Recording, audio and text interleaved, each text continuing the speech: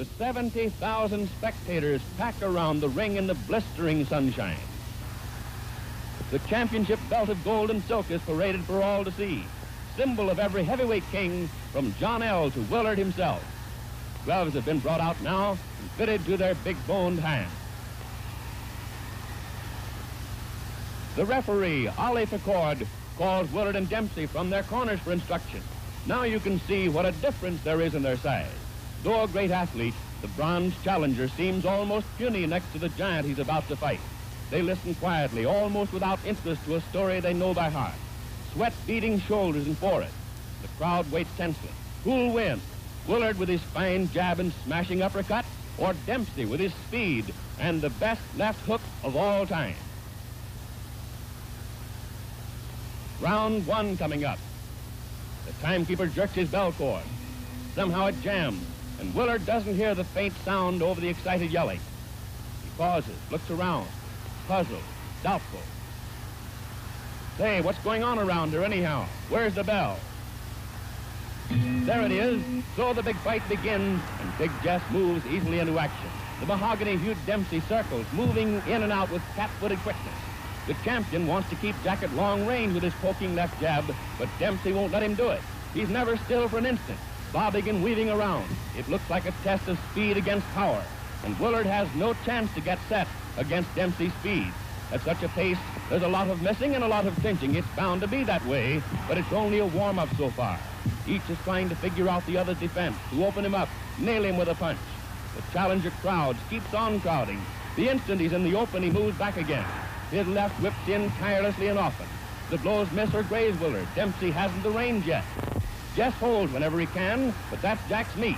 Nobody's strong enough to tie him up for long, and trying to hit him is like trying to hit a sunbeam that moves away. Dempsey's hands are in motion all the time. Willard tries to block with gloves and forearms and elbows, but he's compelled constantly to retreat.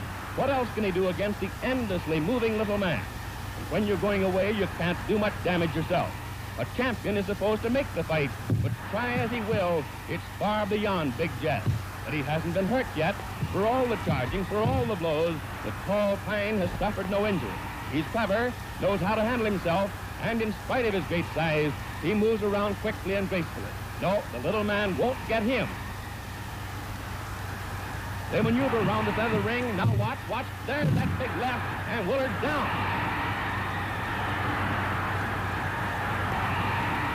Up, sure he's up. Dempsey heard him along the rope, beating away with both hands.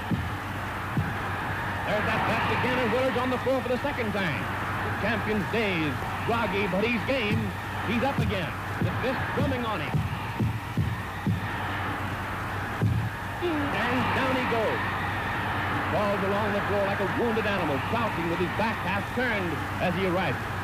The mauler overwhelms him with a hysterical burst of fury that sends him to the floor for the fourth time.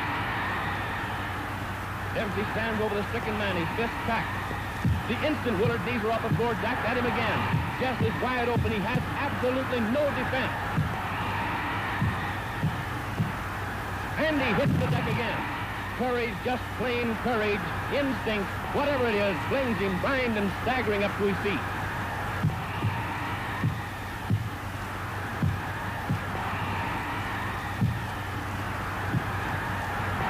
Willard reels around the ring, powerless, with Dempsey pumping right and left into him. Clear across the opposite corner, and there he's taking it again. How can the man stand it? And there he falls, his gloved hand feeling for the rope, trying to hold himself up. Then, painfully, he drags his racked body to a half-erect position. But a right smashes into his side. Other rights crash to the head, and Willard collapses into a sitting position, dazed and helpless, after the most murderous beating a man ever took in the ring. And there's the bell. But no one hears it. Dempsey turns away. He seems doubtful, puzzled. Turns and others rush jubilantly into the rope square. It's all over. The quickest heavyweight knockout on record. Jack hurries out of the ring to avoid the crowd. But the timekeeper and referee Ollie Facord are yelling that it's not over. The bell had sounded before Big Jess was counted out. Where is the challenger anyway? Willard's chief second, Walter Monahan, and the other handlers have leaped into the ring to bring their man too. The champion seems helpless, but technically the fight is still on.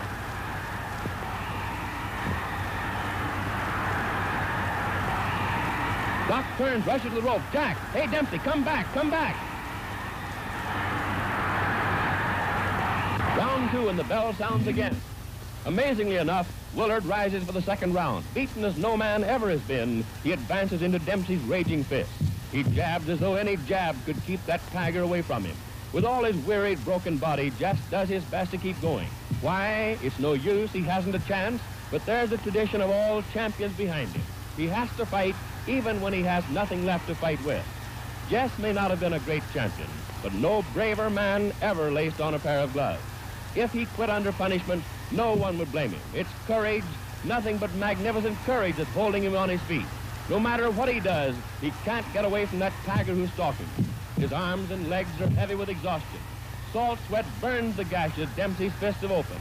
When Jack bores in and hits him, drives him around the ring, he can't muster enough strength for a dangerous punch in return. The seconds and minutes are ticking by faster and faster.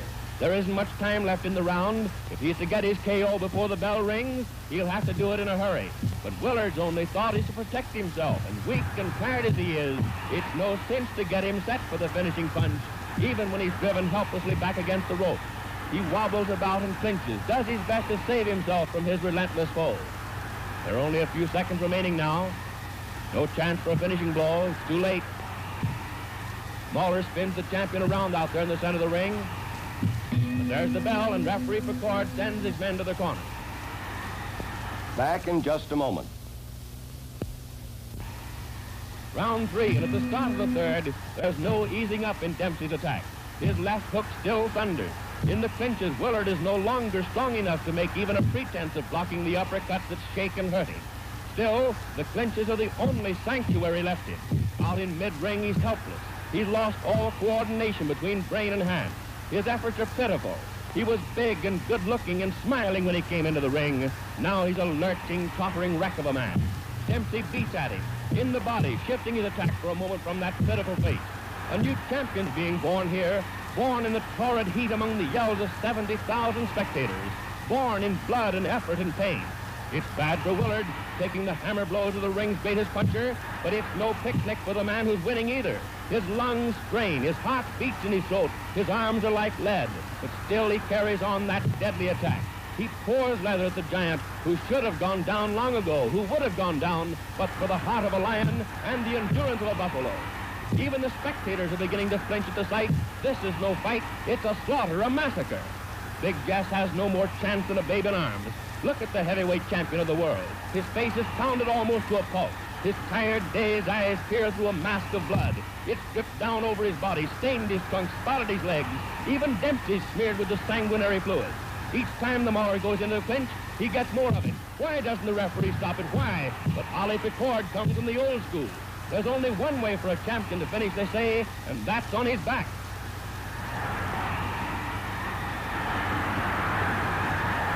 But the bloody, half-blinded Willard won't go down, not even when the tiring Dempsey's blows stagger and hurt him more and more. And again, the seconds are running out. The round's nearly over. And the impossible has happened again. Big Jess has lasted through this another murderous round with this roaring Dempsey.